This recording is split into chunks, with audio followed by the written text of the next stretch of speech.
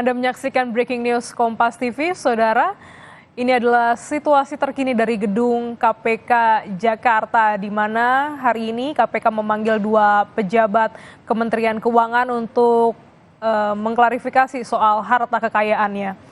Yang berjaket biru menggunakan masker putih, ini merupakan Adi Pramono yang merupakan Kepala Bea Cukai Makassar, yang hari ini juga dipanggil oleh Komisi Pemberantasan Korupsi untuk memberikan penjelasan terkait harta kekayaannya yang dinilai tak wajar dengan posisi ataupun jabatannya.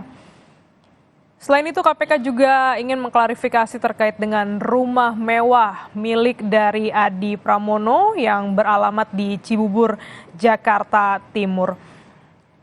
Pemanggilan ini berawal dari bagaimana temuan dari PPATK bahwa ada harta kekayaan ataupun juga transaksi yang janggal.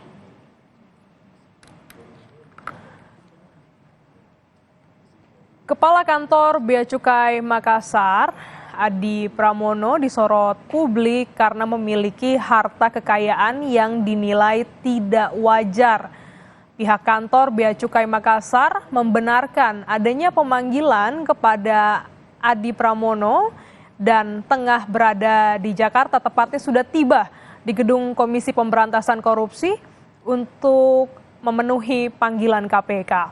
Sosok Adi Pramono, Kepala Kantor Bea Cukai Makassar, viral di media sosial. Ia disorot karena adanya informasi terkait dengan harta kekayaan yang mencapai 13 miliar rupiah. Nama Adi makin dicari setelah sebuah postingan menunjukkan rumah mewah yang disebut miliknya berlokasi di Cibubur, Jawa Barat.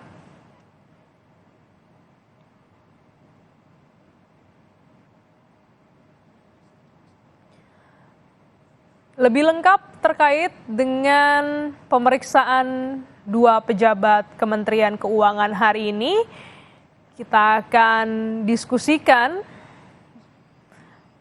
bersama dengan peneliti Pukat UGM, Zainur Rohman. Selamat pagi, Pak Zainur. Selamat pagi, Mbak. Ya.